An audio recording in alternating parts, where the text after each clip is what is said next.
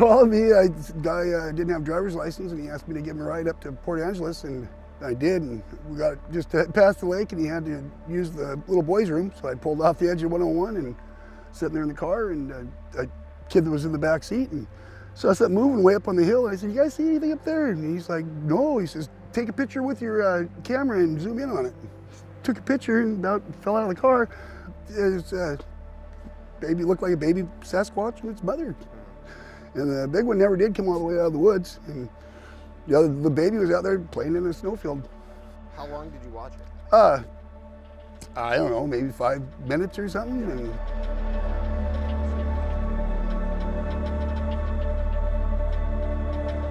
And it was really kind of a high feeling at that time, and then it kind of changed as time went on to the next ones. Did you grow up aware of like Bigfoot? In about, I believe, probably 76. First off, I lived up the end of Newman Creek Road there in Elma, Washington, and there was 3 houses, and we're all about a quarter mile apart. 4 miles up in the middle of nowhere. And my 2 sisters, and the 4 neighbor girls all went to the end of the road. We were camping up there, and I was just a little kid, like 10 years old or something, and they saw a white one. And of course, the next day, my older brother, and the older Holt kid went out and found tracks. Like the next day or the day after that, and they got hair out of the fence. And I believe there was white hair. White, yeah. I was, I believe, one of the most documented or whatever. Yeah, in Grace Harbor for a long time. In white one. Okay, Grace Harbor sighting. Yeah.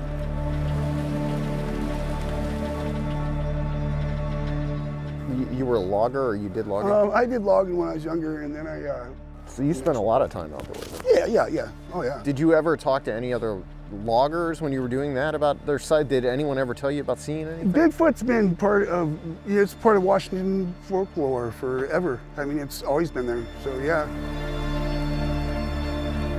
Do you think these things are more prominent in this area? There might be more here than other places? There's seems to be. It's kind of like once you notice them, I think they notice you. Mm-hmm. Does that make sense? Mm-hmm.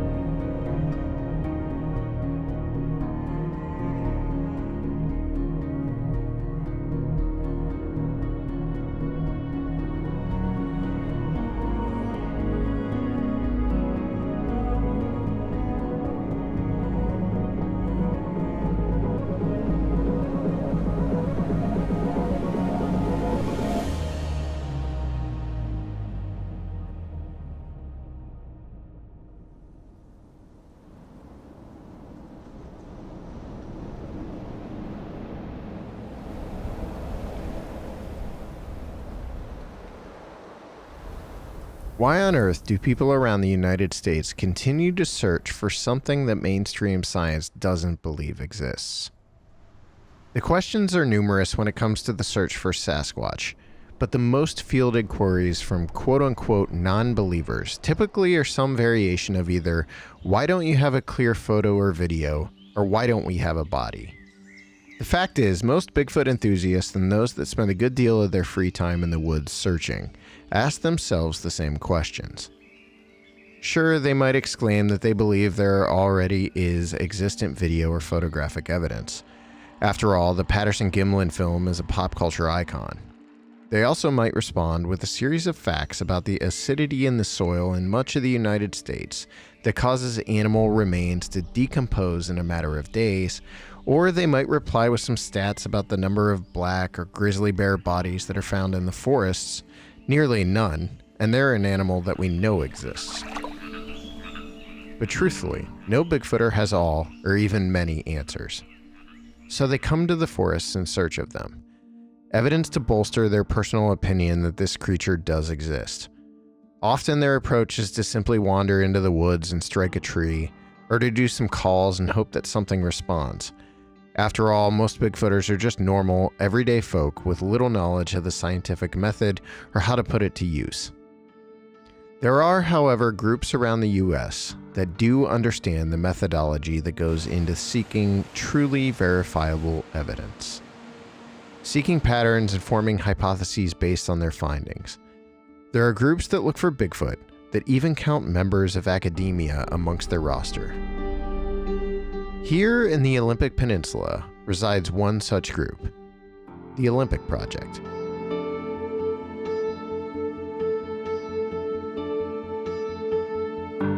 In 2018, Mark Matsky and myself came to the peninsula for a brief visit in an effort to learn more about the approach the Olympic Project brings to the search. After less than 24 hours in the region, we had to call it quits due to a vicious bout with altitude sickness. In recent months, the OP had been on my mind, not just due to its supreme beauty and the isolation of its mountains, but because of a finding made by the group. Something that could potentially change the way we look at the subject of Bigfoot. Well, we're back 2.5 years after the fact. We have spent, in this first day, we've probably spent as much time as we spent the last time we were here. We're out kind of to the southwest of Olympia, Washington. Yeah. So we're, as amazing as this scenery is, it's just whetting the appetite to get back into the Olympic Peninsula proper. That was surprising to me when we got in here today, actually, was the reminders I kept receiving as we were driving through the area, and especially here tonight, is just how dense this forest is. And we have dense forest in Ohio, and we've been in dense forest in New York.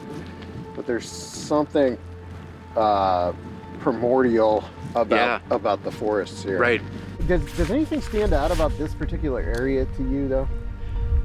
Well, like where we are. Yeah, there's a couple things. One is the contrast between like Seattle, Tacoma and here. Mm-hmm. And we're only about 20 miles from Seattle proper, mm-hmm. But this feels extremely remote. And it is. I mean, it's you know, forest for harvesting. And you can see that's one of the other things I was both striking to us last time, I think, was to see how this land has been managed, and a lot of it has been harvested many times over. We're standing in a portion that seems to have been, you know, harvested and regrown.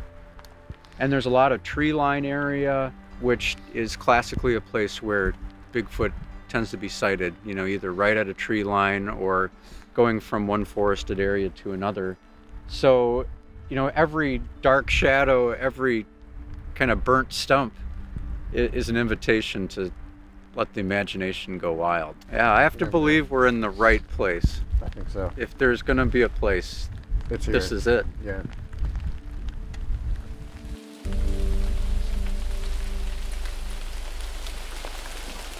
Here in the Olympic Peninsula, we are on a peninsula that's sort of like a mini Rockies. It's not volcanic here on the peninsula.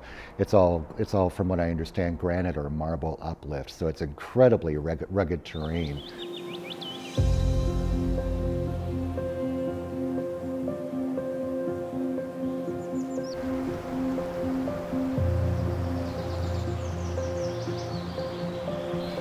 The Olympic Peninsula is defined by its mountain range, which is right in the middle of a landmass that's bordered on three sides by water. On the west you have the Pacific Ocean, to the north it's the Strait of Juan de Fuca, and then to the east it's the Hood Canal and Puget Sound, heading towards Seattle. The water vapor coming off of the Pacific Ocean hits the western slope of the mountain range, and it traps all of that moisture there, creating what is essentially a temperate rainforest on the western slope of the mountains. And what that means is then there's also a rain shadow to the east, and the contrast between those two areas, it's extreme. Humans have inhabited this area for centuries and centuries and centuries. Of course, we live in the Pacific Northwest. That was mainly the civilization that we see here today would mainly occurred during Oregon Trail days. There were a few people who came out here in the 1840s, actually a little bit earlier by ship down in Astoria, Oregon. It was settled by boat pioneers from New York, but mainly there was the overland trail. Europeans came out and settled the area, and it's been going on ever since.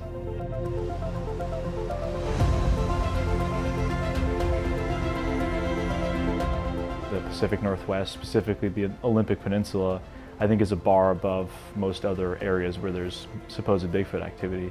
Something that's always interested me is looking at average precipitation per year, and there's almost no areas except for other parts of the Pacific Northwest that have that much rainfall like the Olympic Peninsula does, which is really conducive for great apes. If you look at what a lot of other apes live in, it's subtropical areas, it's jungles, whether it's in Sumatra or in Africa and the Congo. It's just conducive for lots of different types of life.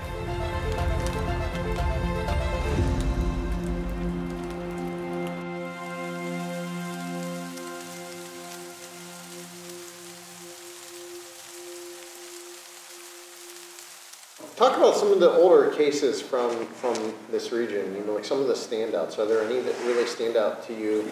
There are, of course, a number of historical accounts of someone just seeing something and the human gets scared. They see a large creature on the other side of the creek and the human gets scared and splits. Or they look at each other for a little while and go their separate ways. Many of the stories from Washington, from this area, are not pleasant encounters at all. There's one I'm working on where there was a mining camp, late 1880s, 1890s or so, and over a period of about 16 to 18 months, miners who were working on their individual claims started showing up dead, and each time basically their cause of death was very similar, either with their heads bashed in or their bodies just pummeled to death. Another time, one of the fellows encountered this large creature up on this hill, has his 2 hunting dogs with him, and one dog takes off, the creature grabs it, throttles it to death and throws the dog down the slope. Mike Madigan ended up shooting at the creature, seemingly to no effect, maybe 75 or 100 feet away. The other dog takes off, the creature grabs the dog, and Mike just takes off and it is out of there. So there are a number of unpleasant encounters.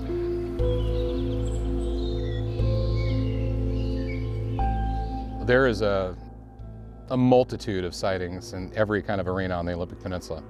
There's a ton of road sightings. There's just a multitude of sightings from the Indian reservations that are on the Olympics, that are in the Olympics, to people that live around there. I mean, there's just too many to name here, including my own stuff. If I was going to guess, I would say it's probably one of the highest concentrations of Sasquatch that there may be, due to the environment and the viability of the environment and everything that's available, all the available resources. I've been aware of monkeys in the woods, if you will, since I've been about 5 years old, maybe 6. So now fast forward, I'm 11 years old. We lived on a direct line south of my grandparents' property, about 5 miles. So this is about 1963. I'm in 5th grade, and we went to a place that we called the stump field. Now the stump field was a 40-acre cattle pasture, and as a matter of fact, the day that we were there on this incident that I'm going to relate, they were kind of down at the south end of the field, kind of huddled into a corner. So there's all of these large stumps, and that was the draw. That's what got us to go to the field. There's all kinds of things that you could do there. And we find lizards and snakes, things that would appeal to an 11-year-old. And so we were marching across the field, and we got to the opposite fence line. And there's brush, it's really thick on the other side of the fence. And one of the trees, it was, I think, maybe a large maple, and one of the kids picked up a stick and whacked the limb, for whatever reason. He was just being silly. I don't know what it was on the other side of the fence, but it took umbrage at this and started making all kinds of racket on the other side of the fence. Could not see it because of the thick brush, but I noticed there was some alder trees that were coming out of the brush that were starting to wave like this, and I'm looking at that going, that's not right. I mean, there's no wind. I don't know what's going on. And then I thought I saw something falling out of the trees, but then I realized, no, limbs are being ripped off, broken off, snapped off. We're talking, you know, large limbs. So now I'm really getting scared. And then whatever it was, cut loose with about a 10 to 12 second scream that I later told my parents sounded like a cross between an elephant trumpeting and a lion roaring. It was two components. It had a low bass and a high scream pitch to it. That scream was so loud you could feel it. And I remember kind of coming to, so I think I fainted or I fell down or I'm not sure what, but when I got my senses, I screamed, run, and everybody did. We ran out of the field.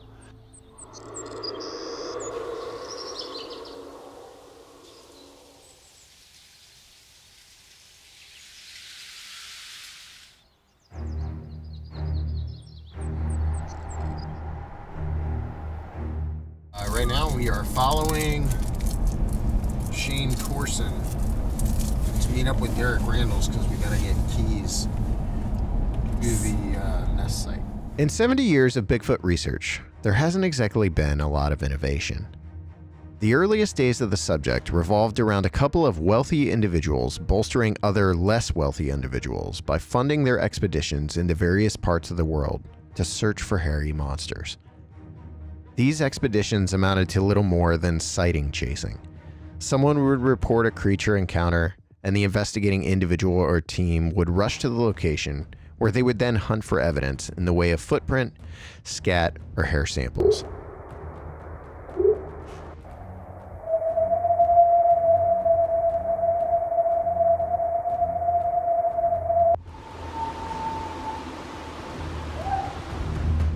In later years, sound became a more integral part of the search, with mysterious recordings made in forests of unidentifiable animals. Said calls were often attributed to Bigfoot. In northern Washington, there were quite a few well-regarded Bigfoot cases, particularly on or near the Olympic Peninsula. In the 60s, sightings occurred in Grays Harbor of the Cowman of Copalis Beach. The Grays Harbor area became a hotbed of activity through the late 20th century and into the 21st, with sightings taking place frequently and a number of track castings being made. All of it did little to further the search for Sasquatch. Washington was a bastion for reports, and yet there wasn't a single dedicated group in the state that followed up on reports or searched for evidence.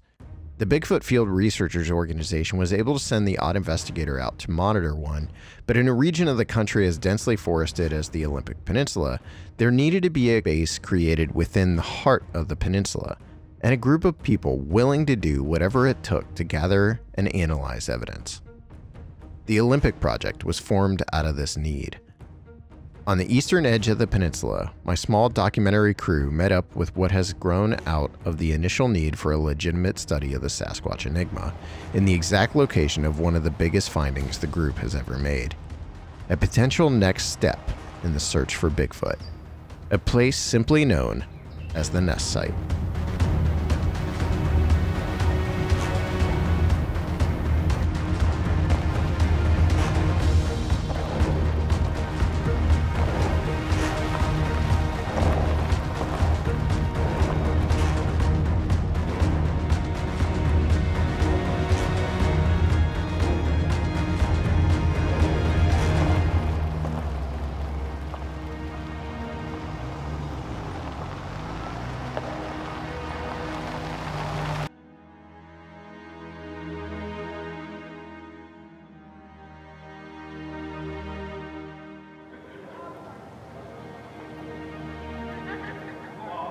Shane, what kind of gear do you got with you? I have FLIRs, like this unit here, binocular FLIR, Got a little pulsar unit. It's also monocular. And then, man, where do I start? Yeah, that's a lot of stuff back there. Yeah.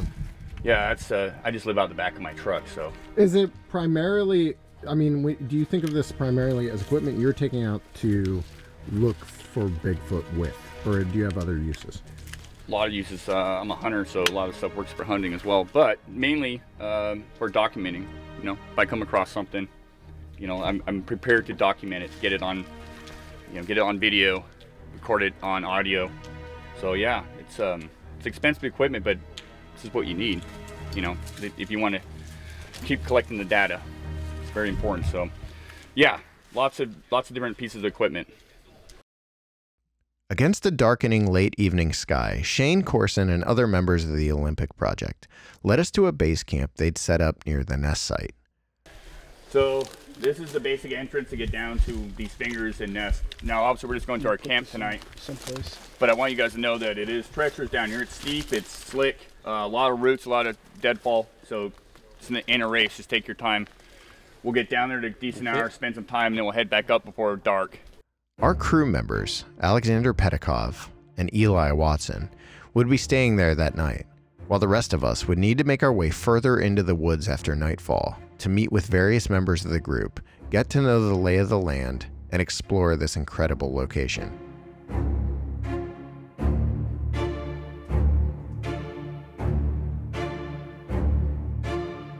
The next day, in the clear light, we would make our way back to the nests themselves. My thing is audio. Even if I don't record a suspect sound, I enjoy recording all animals. I mean, when I first started doing it, I thought I knew all the sounds in the woods, and you don't. Yeah. You know, I grew up here in Washington hunting and fishing, and some of the sounds that you record at night are not what you expect. And so I've learned a lot about known animals. Well, I have a question. What is the ultimate goal of recording audio? For me? Yeah. You get a sound picture, consistently recording in the same area throughout the year. And I'd say it takes 2 or 3 years to finally get to know that area. The area that I go to, I've recorded some stuff that David Else has recorded in other areas. That there's some vocals that we're all recording, and we're recording them in different parts of the country. And it can't be this, you know, one animal bouncing around. It's something. There's certain calls that I think are species specific, and it's cool when I record it in my main area in Southwest Washington, and David Else records it up here in the Olympics. I've come up with these long-term audio units, and we started placing them out here just to see what we get. Long-term audio units right here, and this is my first version that I came up with. I have a mic right here. This is it's not the best mic, but it's what I can afford on my budget when I got multiple. It's an Omni mic, and it does pretty good, but Sounds recorded by members of the Olympic Project are plentiful. Unusual calls, rock throws, tree knocks. There's even the bizarre chatter that occasionally takes place, which verges on sounding like humans speaking back and forth.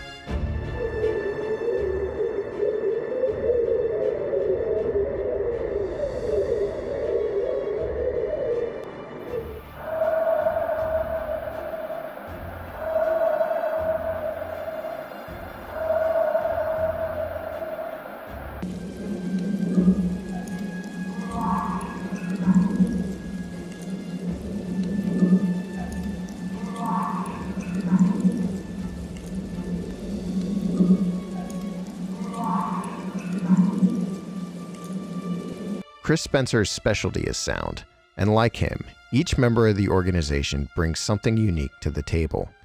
Whether it's an individual experience, a character trait, or a knowledge base that assists in painting a larger picture of the target species the group is searching for. I think most what people think of when they think of Bigfoot researchers are guys out in the woods slapping trees with sticks and stuff like that. That's obviously not the case with the Olympic Project. Can you talk about that? What is the approach? How do you... So we get people telling us things, and then we're also out into the field researching. For instance, the nest scenario. You know, we were here doing an expedition when we got the phone call that there was something odd that we might want to come take a look at.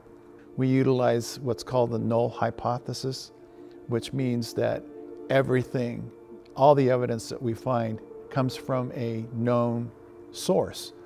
So we then try to disprove that it's not from the known source. And if you can totally eliminate a character, like it's assumed that that was a coyote that made that call. Well, if you can eliminate coyote, then you know you have something else. So what is that something else? And you just keep working along. Maybe there's other clues that fit that something else, and so you identify a unknown target. Well, the Olympic Project started as a camera effort. So that's how the Olympic Project started. And then just over the years, the Olympic Project has evolved into a way more of just a study organization. We just got to the point where we figured, let's just learn everything we can about their habits, their habitat, how they use it, where they're going to show up at what time of the year, what the audio stuff means. Because the main thing I didn't want was an organization with any drama at all. Just like-minded people, knowing we're all amateurs. You know, none of us are professional researchers. We're just amateurs. This is a hobby. And just getting everybody together and then collectively using our brains to try to advance this subject. And that's kind of where we're at today. I guess what I want to know is, how did you become involved in the Olympic Project? I've been actively researching since about '97 through California, Oregon, and in 2008 I moved up to Oregon. 2011 I had an encounter up in Mount Hood National Forest, solidified the existence of Sasquatch for me. So I started reaching out to people. And I fell in love with the Olympic Project, and I went on a couple of public expeditions. Derek invited me into the Olympic Project, and we've been going full steam ahead ever since. And it's been, that's been since 2012. And it's been quite a ride. We've, I think, come a long way in this research, as much as one can at this point. I was a full-time professional photographer, and so they brought me in because of that. And so I analyzed pictures, which I've caught some fakes.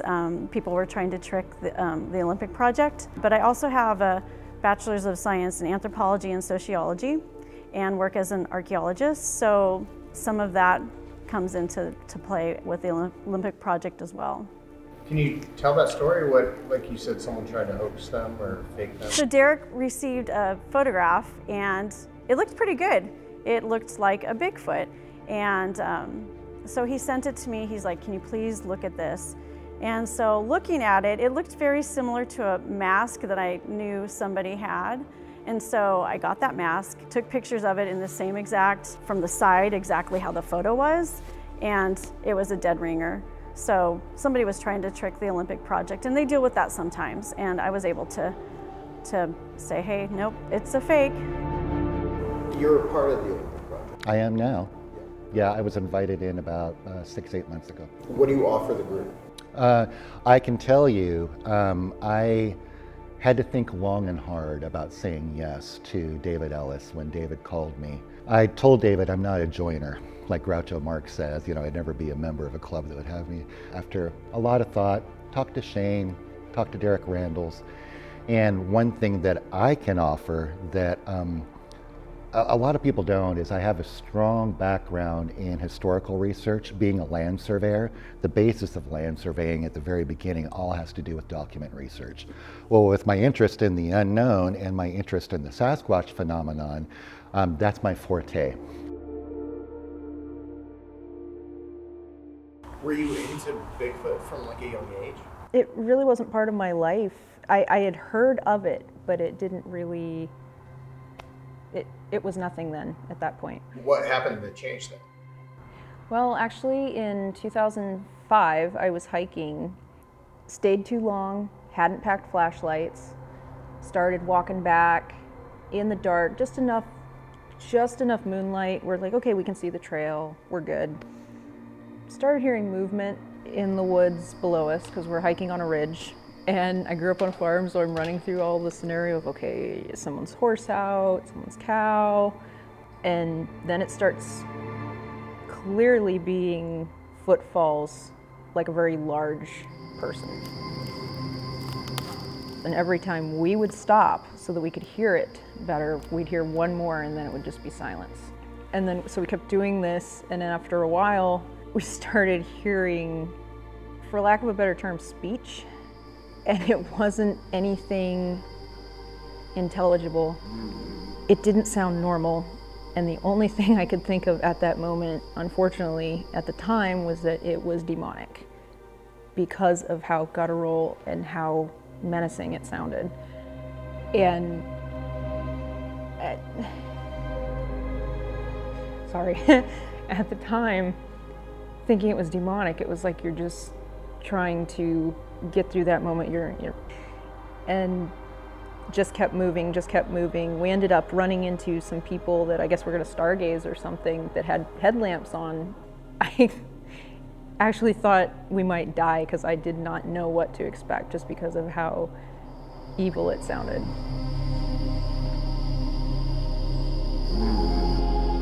I've always been interested in the subject. I'm a learner. I love history, I love nature, and so I've always been fascinated with the subject. But in 2013, I had an experience with my son while camping.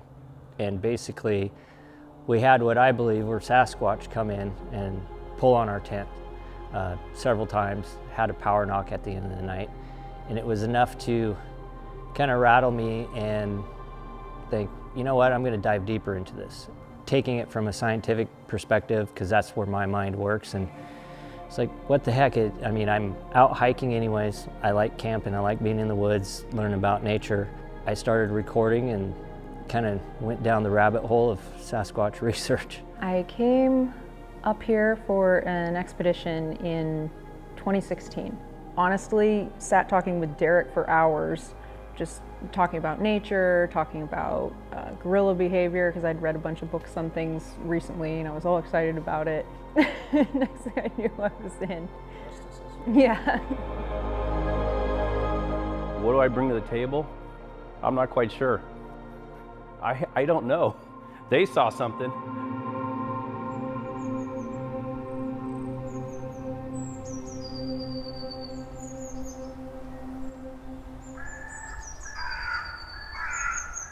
Can you talk about the discovery of the nest?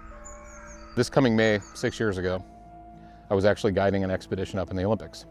And we were back at the cabin and my phone rang and answered it, and it was a individual that I had known years prior. He's part of a family that owns a very large timber company. And he said while he was out doing ribbon lines for proposed timber cuts, he said he was working one of these ribbon lines and he came across these ground nests, something that he had never seen in over 20 years of doing that for a living.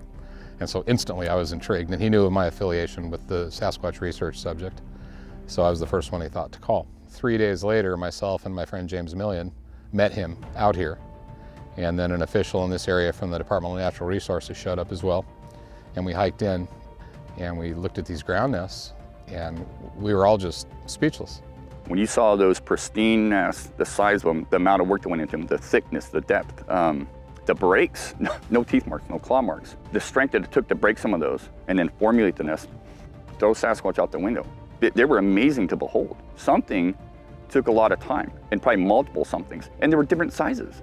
So you're thinking in your head, what's going on here? Family unit, multiple individuals. I've been a guide here in the state for many years, and I've been an avid hunter since I was a kid and an avid hiker in the Northwest here since I was 13, 14 years old. I've never seen anything like this.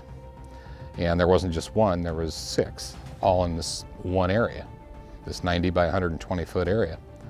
And the nests were just amazing. They were just big mattresses made of huckleberry foliage, very intelligently placed.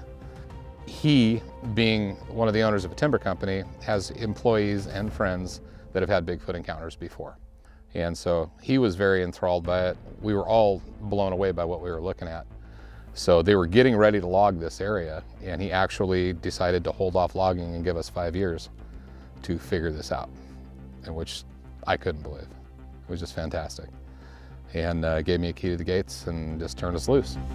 The Olympic project existed before the nests were discovered, and they'll exist after the nest site has been mined for all the information it can offer up. This particular location isn't notable amongst the group solely because of the potential evidence they've discovered here. In fact, multiple members of the organization have had encounters with strange sounds and smells, and even had sightings near the area. Derek Randalls himself is counted amongst those who have seen the creature on the property. Just 2 years ago, he encountered a massive, light-colored creature shaking a tree on the drive into the nest site. And on our second day driving in, he took me to the exact spot where it happened. Well, what happened is my wife and I were coming in, this was 2 years ago, and the thing is I had been coming in the gate, the main primary gate to get into this area every day for like 5 days in a row at around 5 p.m. And on the 6th day that I was coming in here, we were coming in to hunt, and my wife was with me. We got through the gate and came to the first major turn, and my cell phone rang, and it was my son. And so I just stopped the truck and just started talking to him.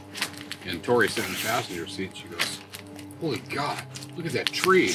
We looked down the skid road about 100 yards, and there was a tree being whipped so violently that the top was almost touching the ground on the whips. And I'm like, what in the hell? And at first I thought, okay, that's gotta be a bear. It's hunting season, I have a bear tag. And we're at 100 yards. And so I actually jumped out of my pickup while Tori's still watching it. And I pulled my rifle up on it and scoped it. As soon as I pulled my rifle up, the tree just stopped. And I saw something blonde leaving the base of the tree, upright, at just an incredible rate of speed, just like fast. And I looked right over at Tori and I said, "Did you see what I just saw?" And she goes, "Yeah, something blonde just left the tree."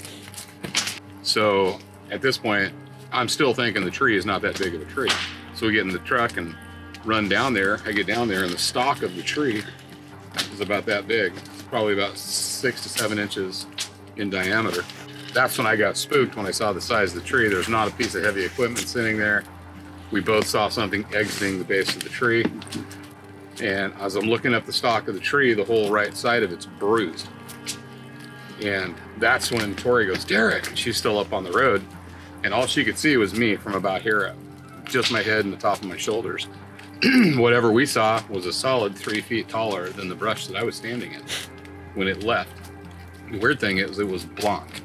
It was a blonde in color, very light in color, but it was upright and it was a solid 2 feet, 2.5 feet taller than me, whatever was shaking that tree.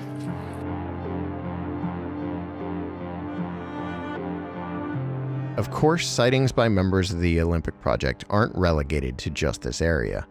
While not everyone has had a sighting, most have experienced unusual occurrences in the forests of northern Washington. What's the craziest thing that's happened to you since you've been involved with the Olympic project out in the field? Well, we had a crazy night in August down in central Washington. There was a lot going on.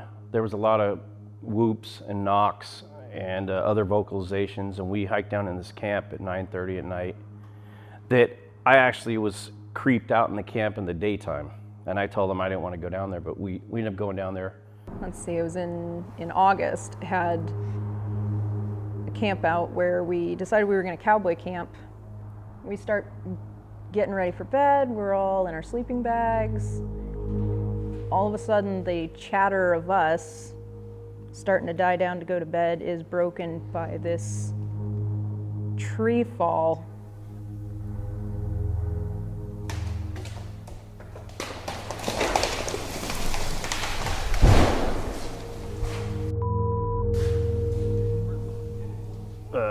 When that tree fell, I thought, oh God, here we go, it's on. Because we knew they were in the area, but I took that as a sign of aggression, like it wants us to get out of there, and it's getting pretty pissed. We started hearing movement, the few of us that were still awake. Shane Corson and I were still awake the longest because we were hearing stuff move around, and he had his FLIR and he wanted to wanted to see if something was out there. He wanted to be able to flare it. So he had told me, hey, wake me up if anything happens. Well, unfortunately, stuff kept moving around and happening. So anytime he fell asleep, I had to wake him up. And we had a few percussives or knocks.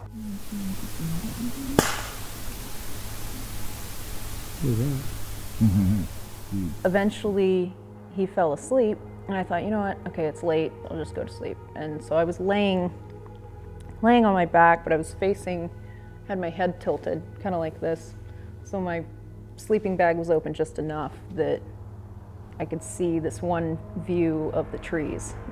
All the guys are snoring, so they're asleep, and I'm quiet, that I start hearing swooshing footsteps coming through this overgrown grass on this area, coming into camp.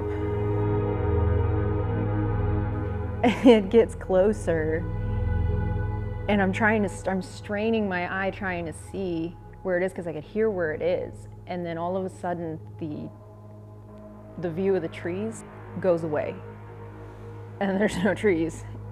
The sound and the movement kept going around and walked in between where Shane and I were before there was a tent. There was a little bit of space between the one person had a tent, and this rush of air goes past on this side of my head. And it took a couple seconds before I tried to wake up Shane. I'm yelling for him.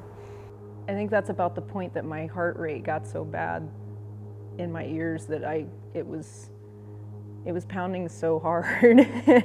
I'm sorry, I don't know how to explain it. It was pounding so hard. I thought, oh my gosh, I'm gonna have a heart attack. I'm gonna have a heart attack in the woods. And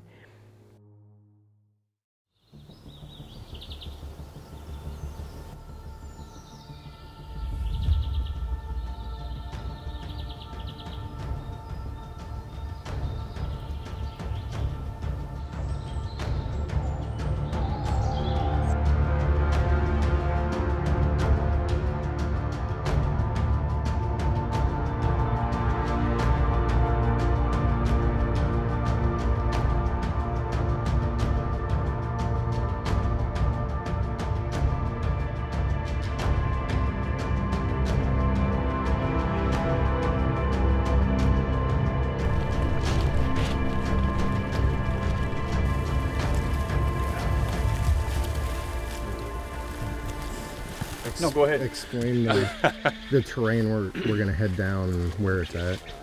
Where we're at right now is kind of a plateau above the nest. How this works right here is it's a river that runs north-south. So what we're on right now is a western facing ridge. And on this western facing ridge there's fingers that come out. And on the tips of all these fingers is where all the nests have been found. And I think, what, 6 consecutive finger ridges up here we found nests on. So right now we're just on the platform above the fingers. And so, in actually very short order here, we're going to be over to where the primary nest was.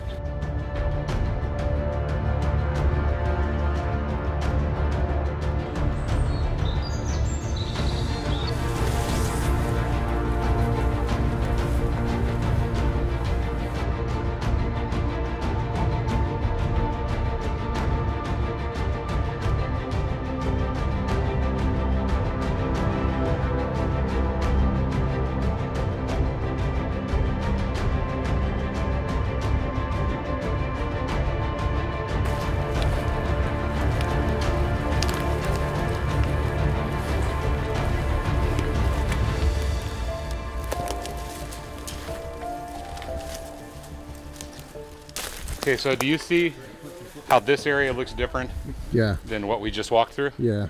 The reason is because everything here from a 50 or a 90 to 120, all the huckleberry was broken. Okay. And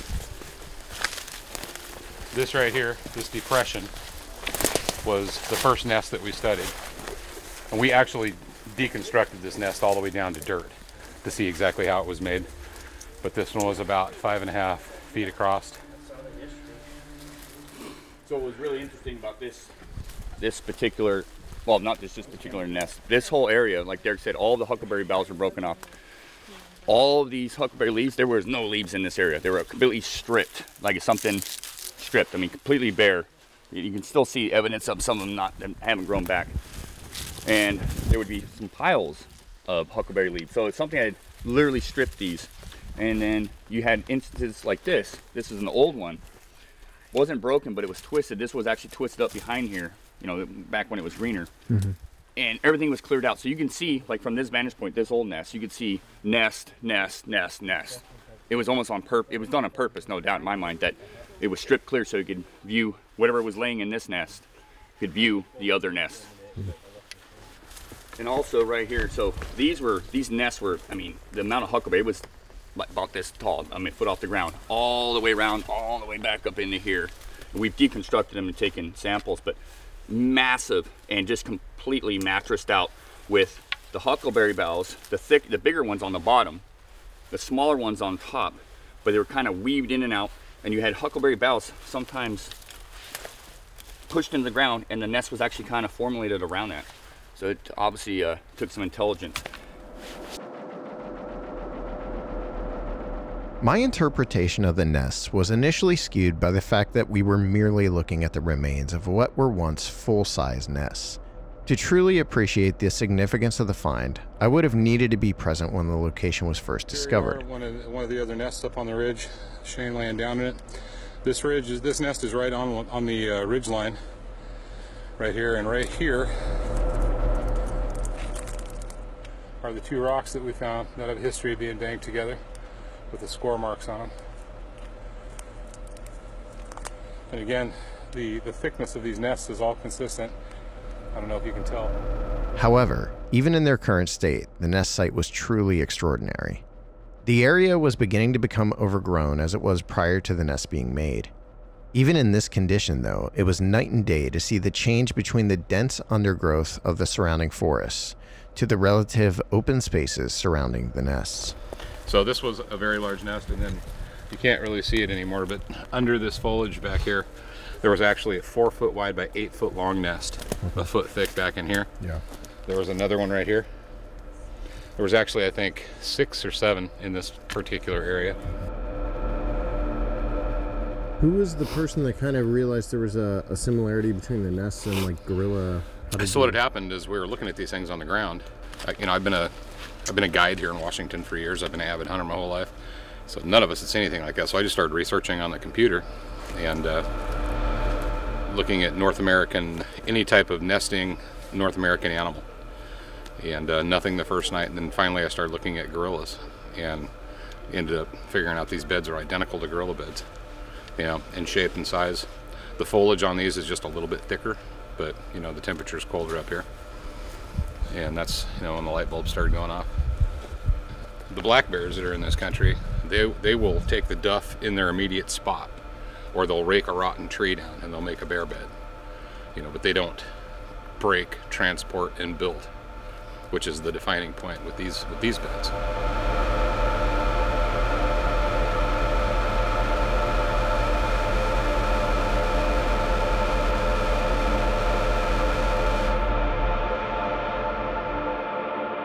Do you remember your first impressions of the nest when you first saw them? These ones down here? My first impressions of the nest, I was absolutely blown away. I mean, I've spent so many years out hiking California, Yosemite, all up and down the West Coast, up and down mountains, you name it.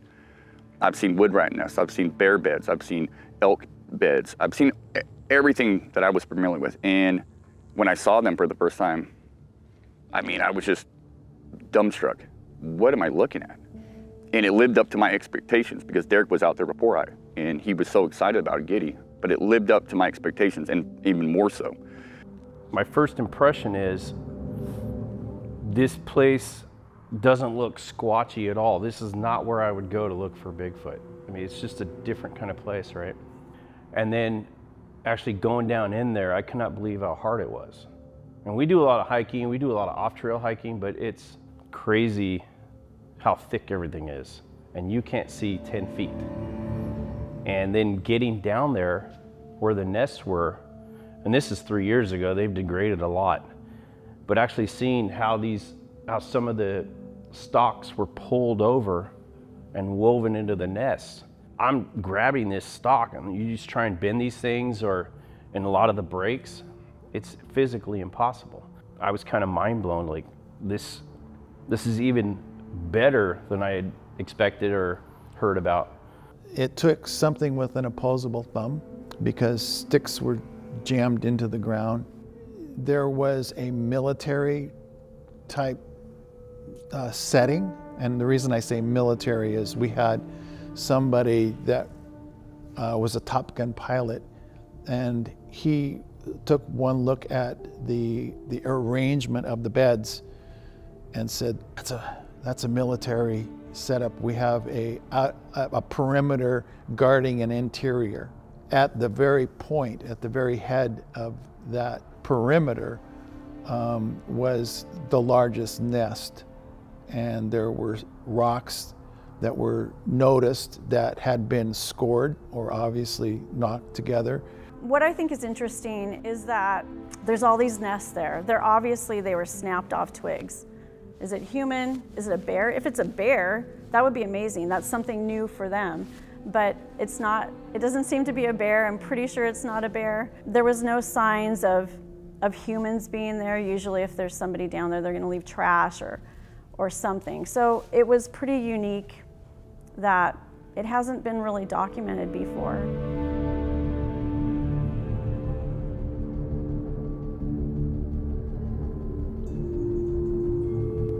So what I'm trying to do is just collect some data that we can compare to future sites. Mm-hmm. So things like the soil composition, elevation, the environment, a lot of the plant life. So I'm applying what I know for collecting information on cultural sites to this site, because it's the best we can do. How many times have you been out in this location? I've been to this location one other time. Yeah. So has it changed? How much has it changed since you've? It's a lot. Yeah. So the first time I was out here, I think it was probably within the first year. And so I actually think I'm sitting on a nest. Oh, really? Okay. I think, if I remember right. But it's changed a lot. It's degraded quite a bit. So, yeah. Like on a personal level, what does the location mean to you?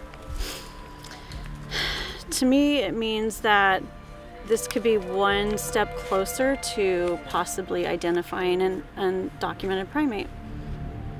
Why is that important? You know, I ask myself that sometimes. I've just always been interested in it, and because I have an anthropology degree, so wouldn't it be awesome to have another undiscovered primate out there that we haven't documented yet? And we do find things all the time that are undiscovered, so maybe this is one of them.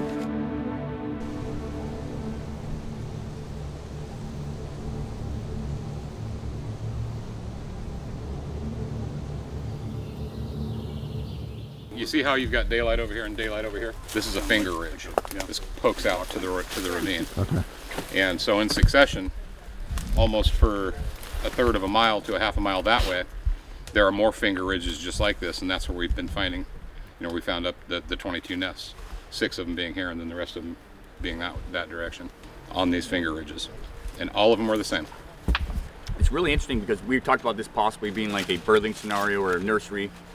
These huckleberries actually, doctors just give women a mixture of huckleberry leaf and sugar to help them regain strength after childbirth.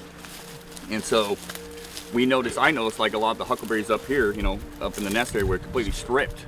And you would find piles of them. Something had piled them up. Even in the new nest area, there was quite a few of these piles, but it was all stripped and plucked off. No teeth marks, no claw marks. So if it is that sort of scenario, a birthing scenario, does Sasquatch know, like other animals, that there are medicinal purposes in plants? And, you know, and it's not just this, even there's medicinal purposes in the salal in this area, you know, and the high oxidants in, you know, the blueberry. Huckleberry, you know, we got all sorts of berries out here. Yeah, the antioxidants in these blue huck is off the charts. So medicinal purposes, and you know, bears know what to eat. They got a sore stomach.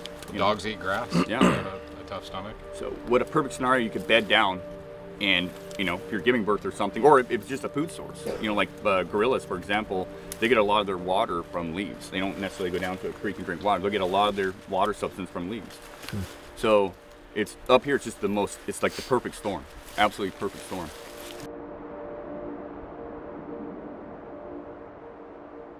One story from the Olympic project in particular, and having spent a couple nights down right near the nest site, where Shane, as well as Todd, another member, talked about an encounter they had. Something was actually building a nest. Tail end of February last year, 2020, Todd Hill and I were out in an area adjacent to this area, and we were looking for a good camp spot in a ravine. I invited Todd Hill out, and we set up our camp, and we start hiking to this ravine.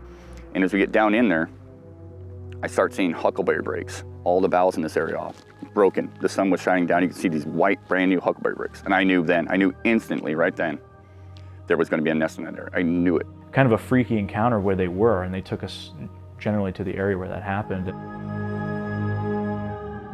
And experienced something basically, breaking apart huckleberries and trying to build one of these nests. At least that's what they think. You have these massive, you're in this ravine with these massive cliffs on either side, and that's where the nests have been, on these ridges, kind of at the fingers right by the ridges.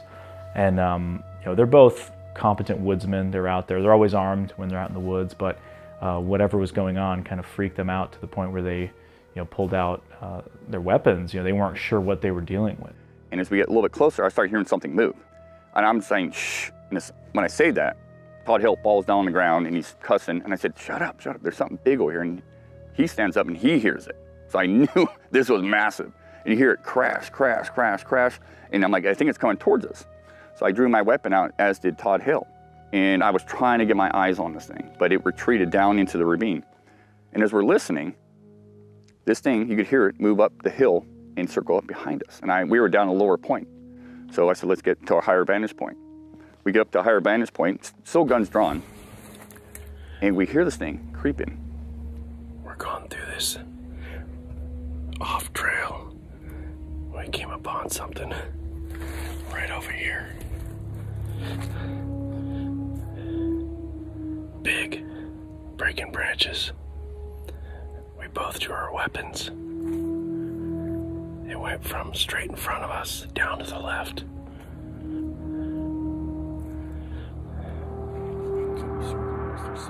I heard something right here. Yeah. Yeah.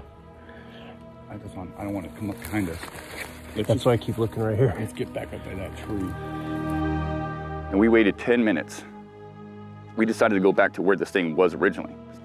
We retreated back and we kind of looked around the area, decided to see if we could find more tracks up or higher, see if we could see this thing that was coming at us. Never did, never heard it leave. And we get up and we start seeing the huckleberry breaks. And we're like, wow, wow, there's a lot of them. And there's this huge pile of huckleberry. I mean, just a tremendous pile.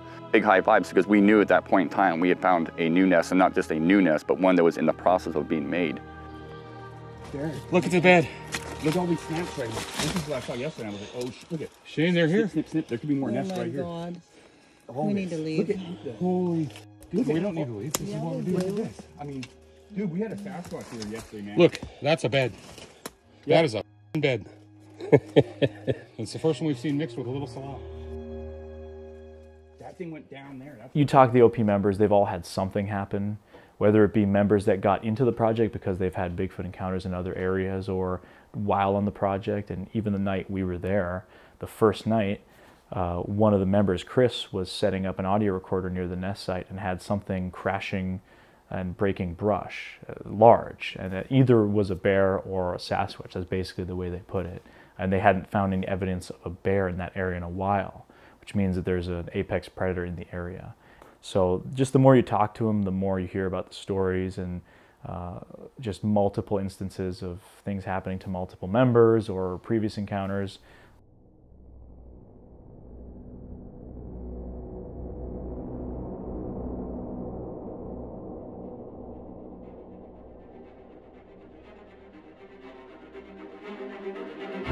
Bigfoot has become a modern-day celebrity in the decades since the first tracks discovered by Jerry Crew.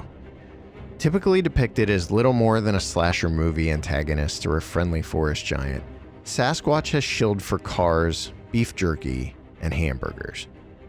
To those new to the subject, it's a head-scratcher to think of this simplistic but legendary being in a real-world context. Yet over the centuries, a puzzle is slowly being constructed. The earliest reports of creepy creatures in our forests spoke of hair-covered beings that behaved in ways which would eventually correlate to what we came to know of chimps, monkeys, and mountain gorillas. Rock throwing, wood knocking, and even Sasquatch's predilection for privacy all mirror known primate behavior. Nests are constructed by gorillas for sleeping and birthing, and now, here in North America, where gorillas are non-existent, we're finding them in places that defy logic. What else do the nests, and the site itself, tell us about the prominent figure we all know as Bigfoot?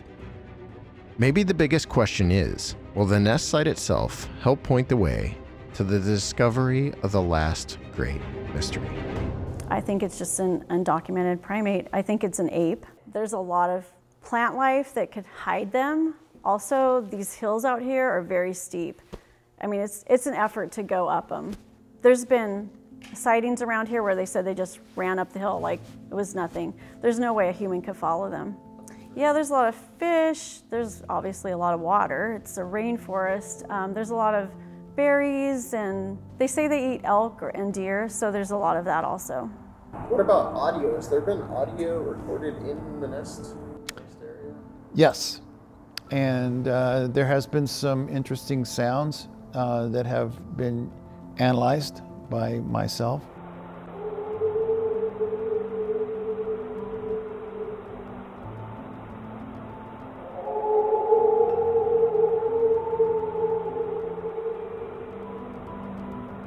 Both vocals and percussion.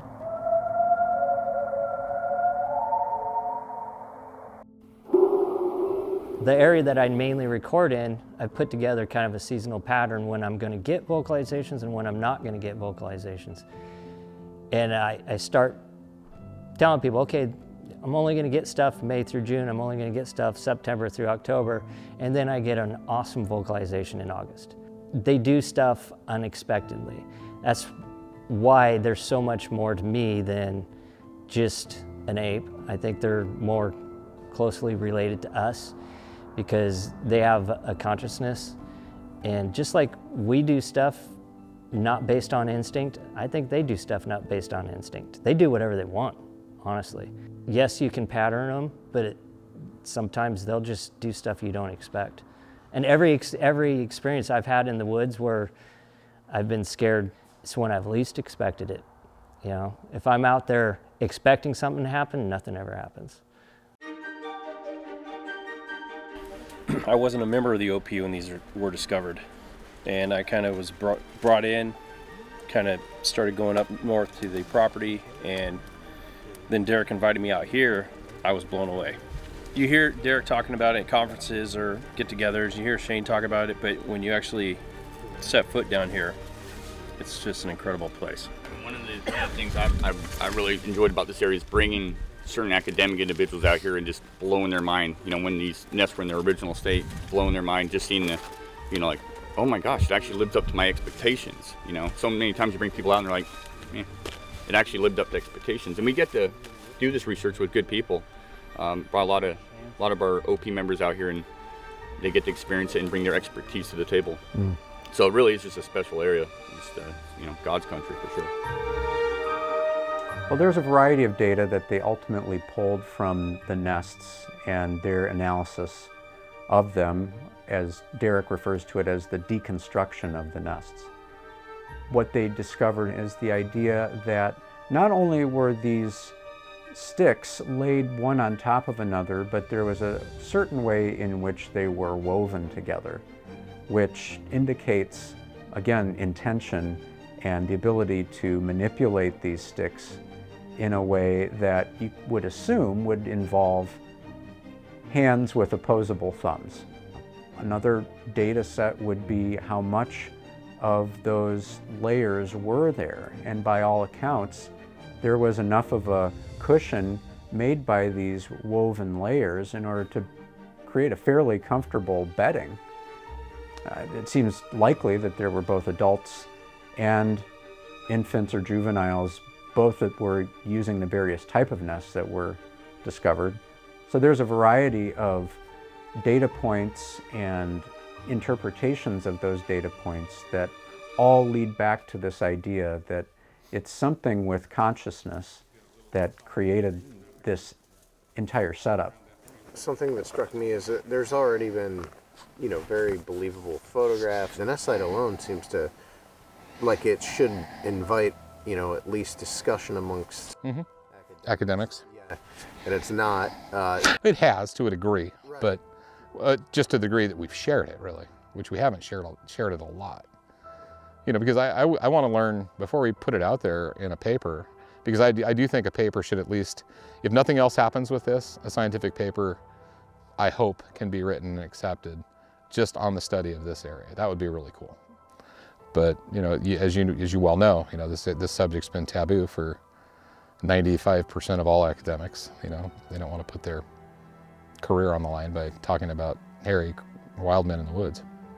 If species verification ever does happen, it would be really cool for us to have all the data that we've accumulated and just be able to turn it over what we know. And again, there's a lot of stuff that I'm pretty sure I know. I don't really share a lot of it, you know, because I'm not up to argue. I don't have anything to prove to anybody. But there's a lot of stuff that I think I know about these creatures. It's all getting written down, it's all getting recorded. And if species verification ever does happen, we should be able to turn over a pretty good package to the powers that be.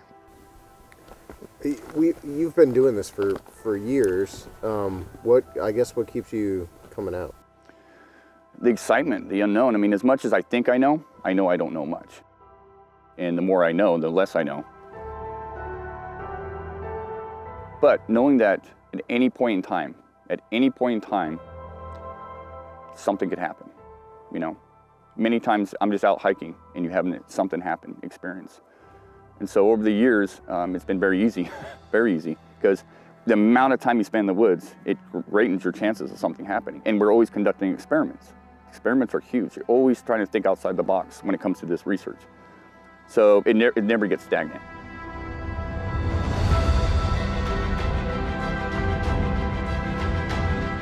Has all of this impacted your like outdoors, you know, sort of peaceful experience? I mean, do you still? It's changed how I look at it a little bit. I've always, I think, had a healthy fear of what's out there. Even just with, you know, you have big cats, you have bears, bad people everywhere, but, you know, I don't think it hasn't taken that away from me.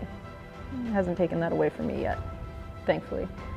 I think really looking at it as we have something that's eluded us for so long, just out of our grasp, and that's the closest we can get to it right now. And it just feels so amazing. Really can't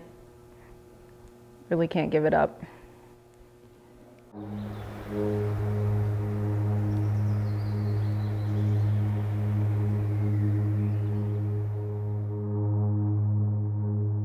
Yeah, so I mean, you hear about the nest sites, obviously those of us in the Bigfoot circles, we've heard about it, people know about what the Olympic Project does, but actually going there, it's just completely changed my view of what is actually going on there.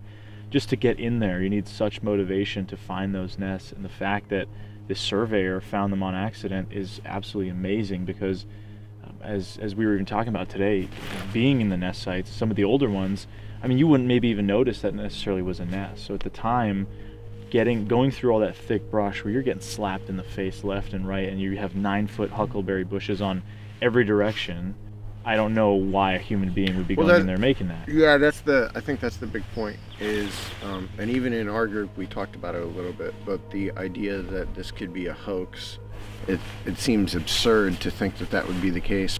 I have no doubt in my mind that that's legitimately Sasquatch activity. Having spent that time in there, talking to Shane, Todd, Derek, all the other members, sharing their stories right in that area. Yeah, some of the members of the Olympic Project showed me what to look for with the tree breaks. And once you know kind of the structure and what you're looking for in terms of the break and the new growth, you start looking about 7, 8, 9 feet up, and you start to see all those places where it's been broken off and new is growing in. And it's really striking because it just, you know, and all the factors that come together there, one of them is something has to be big enough to break those in a very specific way in order to then take them somewhere else and use them for bedding or nesting. And now all those specific factors coming together, the remote location, access to that land in the first place, is really a strong argument for either a feral human or something else with hands that's tall enough to access those bushes in the way that we saw today. Yeah, I think the final takeaway from this for me too is just the nests again paint Sasquatch as a real world flesh and blood creature. This seems to be a very real creature with young, with juveniles, whatever, that this is the whole like birthing process aspect of this is really interesting and weird. Yeah. And something I think a lot of people probably haven't considered or thought about before. Yeah. The militaristic angle that Derek talked about, the way they place the nest, where they place the nest. Strategic. Yeah, very strategic on that particular cliff. It really stood out to me as well. But end of the day, it left me with questions, not just about the existence of Bigfoot, but how they exist, where they exist, how the family group might function, all that kind of stuff. And I think that's just something we don't see in pop culture. Yeah.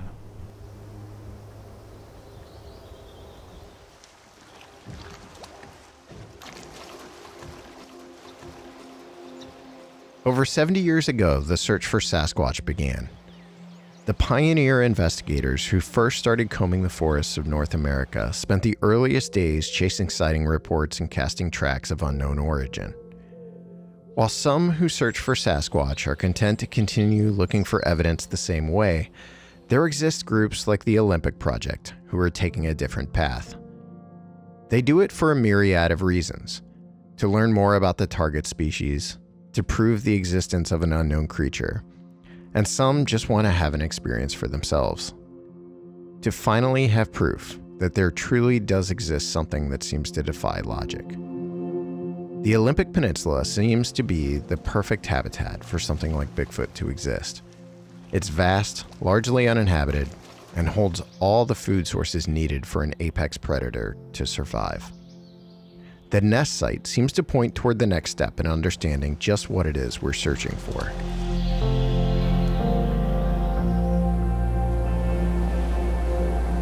There are different types of people embroiled in this enigmatic subject, and everyone is involved for their own varied reasons. For some, the mystery is what brings them out to these forests to begin with. They love the search, and the goal is to simply take part in it. Some like to sit on the sidelines and watch from a distance, either out of an optimism that something like Bigfoot could exist, or maybe they're simply there to chide those who think the creature is real.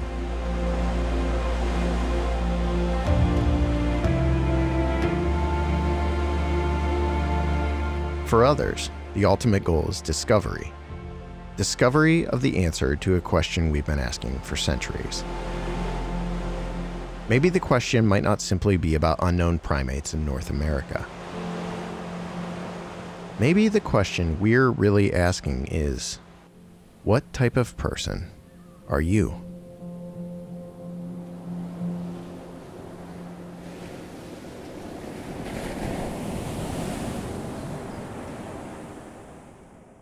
And it was like literally right over here, and Shane had just down by the tree stand by the time I heard it. It was just right over the edge. Huh.